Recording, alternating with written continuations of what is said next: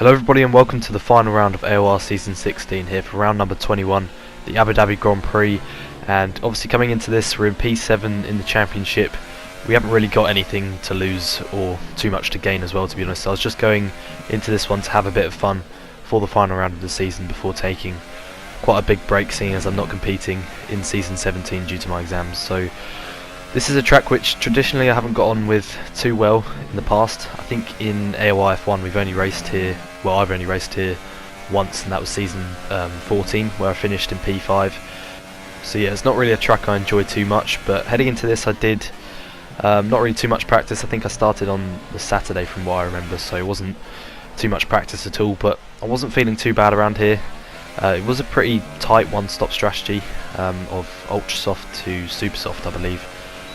But the two-stop was also a possible strategy to run, but you can see here I'm on the ultra soft tyres in this qualifying session because I decided to opt for the one-stop instead of qualifying on the hyper softs and going for the two-stop, which you'll see later on in the race turned out to probably be the wrong decision because I think the two-stop was quicker in the end. But you can see at the moment we're 2 tenths, well just under 3 tenths up in our previous best time of a 34.5, which I believe I did do on the super soft tyres from what I remember.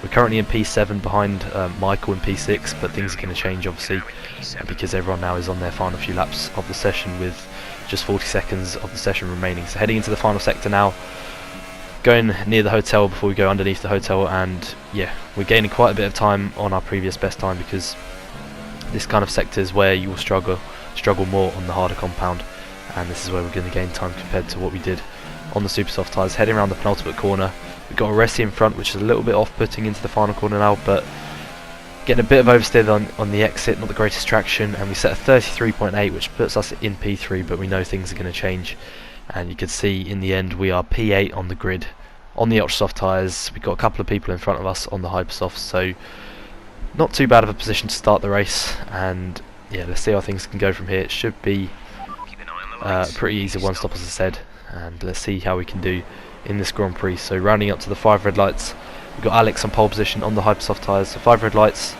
and it's lights out and away we go, and for once we actually get a pretty good start on this game, and we're ahead of a Resi already, but you can see Curly behind is challenging us into turn number 1. We managed to defend the inside before he goes around the outside as well, but we managed to maintain our P7, so we've already passed one car, which is where, well, that was a pretty good start compared to what I've had recently. But you can see already we've got Danny challenging us towards the chicane, and I was struggling at this stage with cold tyres. You can see Danny goes around the outside and he completely shoves me off the track there, so I wanted to get my own back here into the hairpin, so I go up the inside again, getting my elbows out a little bit, and we're back up into P7, and now we're behind our teammate VSR Nolan, who's on the hypersoft tyres as well.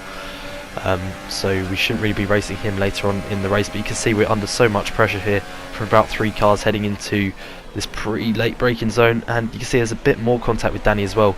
I left him plenty of room there up the inside, but he made more contact with me there. So we've lost already quite a bit of time to the top 6, which is not what we want, because when you're out of a group like that, it's pretty hard to get back in to a group, because obviously they're all slipstreaming in each other and saving ERS and saving fuel. So we're trying desperately now to get onto the back of that group, because I feel if we can get right up behind our teammate then we can save ERS and fuel. But already the gap is 1.3 seconds, and we've got Danny and I think it's Flying Finn not too far behind him either, so we're not in the greatest position at this current moment in time. We need to try and as I said, get up to the leading 6. We don't really want Danny fighting us because we're just going to lose more time at this stage in the race. So you can see Danny staying behind us for the time being, but I've gone a little bit wide there just because yeah, I'm trying desperately to catch on to those leading 6. We lost a bit of time there by running wide, and that's now giving Danny the opportunity to challenge us towards the next chicane.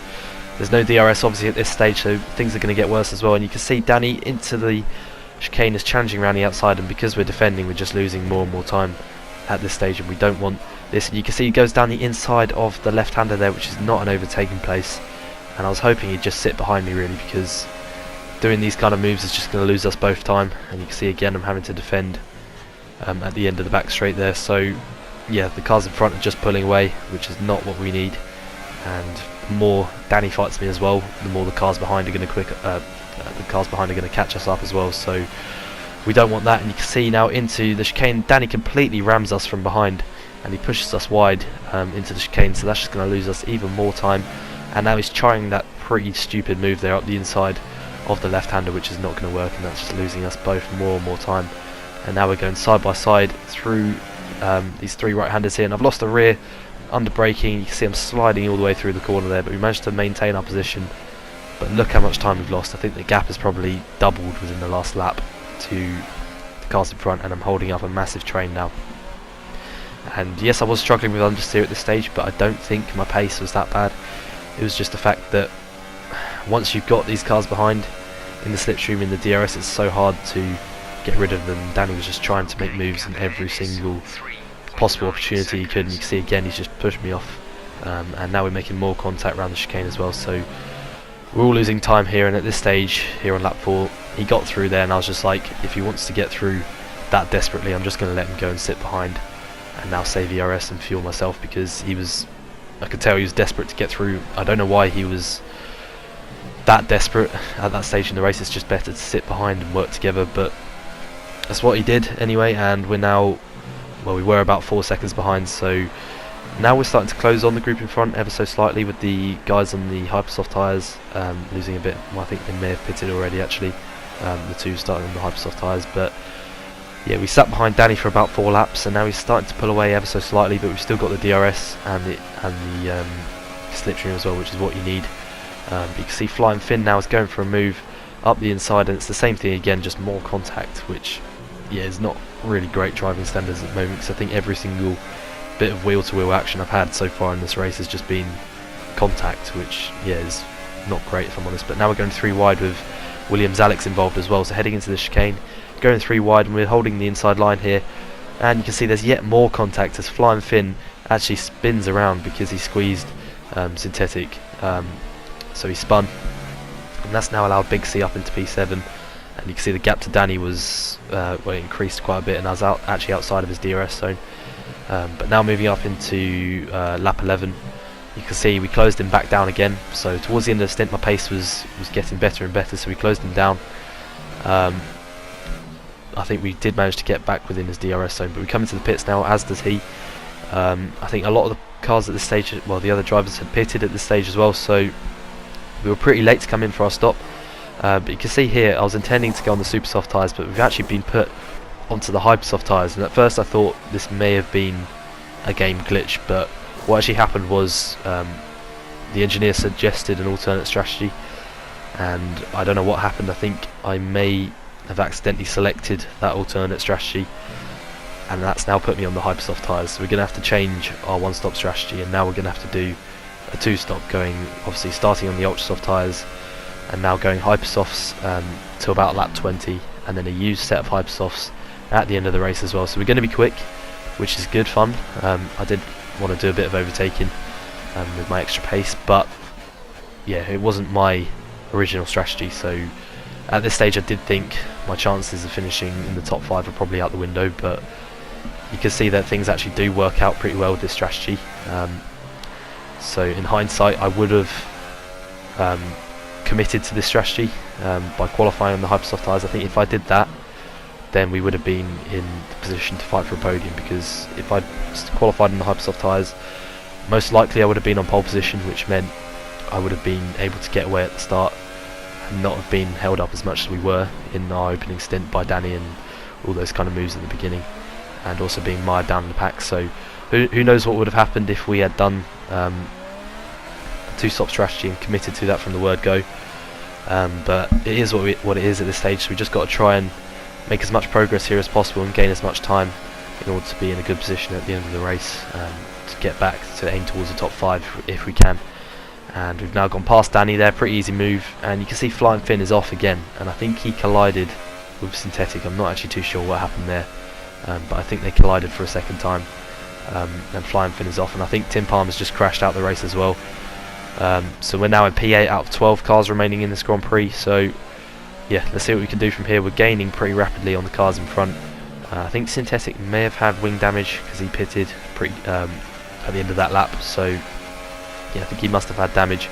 But you can see now moving on to lap 15, we're going down the inside here of Alex, who's also on a 2-stop strategy. So we go down the inside, he's on the ultra-soft tyres, and he had to turn out the corner there because we made that move. So up into P6 now, and we're going to continue closing on the cars in front.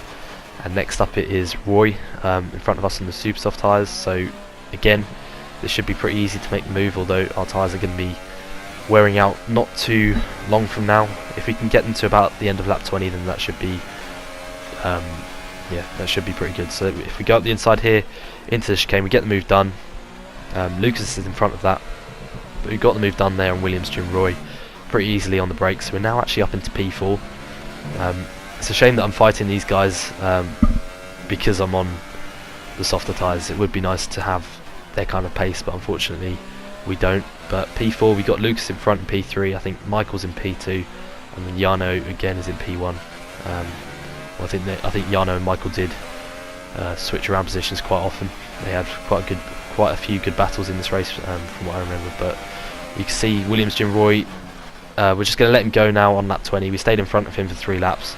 We let him go now because there's no point fighting him, and you can see now my tyres are gone.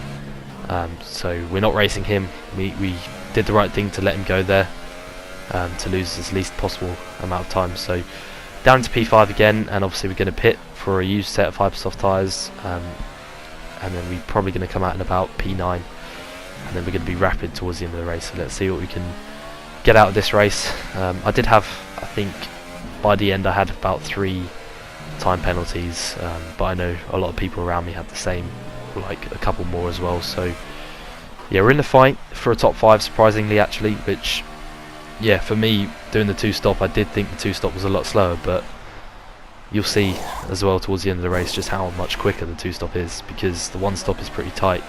So the guys on the super soft tyres are really struggling at the end of the race. So as I said, I think if we decided to commit to the 2-stop, qualify on the Hypersoft tyres, we would have been on pole most likely.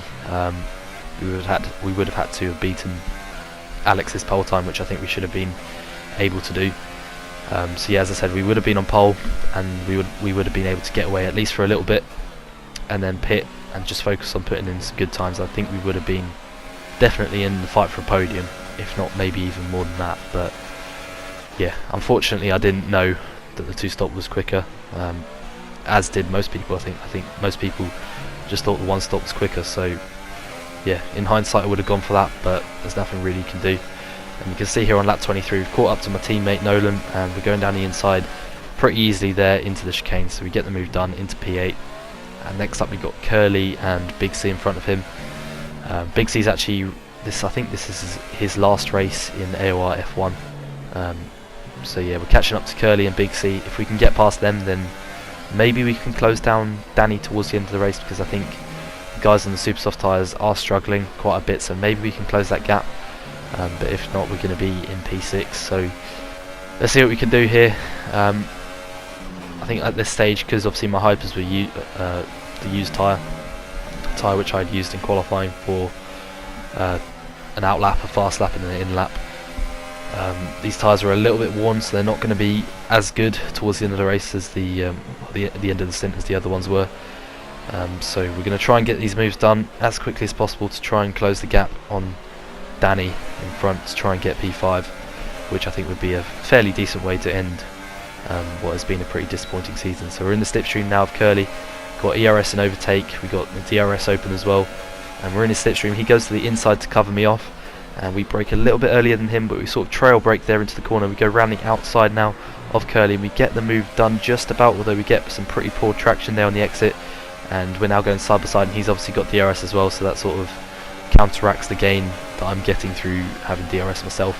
And you can see now braking into the triple chicane, we brake very, very late there, and we managed to get the move done, which I thought that was a pretty nice move there on Curly, because he braked late as well, but we managed to hold it around the outside. We almost went around the outside of Big C as well there, but we're into P7 now, and it should be pretty easy to get past Big C as well, because he's starting to struggle on the super soft tyres, as you can tell already. So now moving on to at the end of the first sector here on lap 26, and we're just going for a pretty wide line here around the hairpin.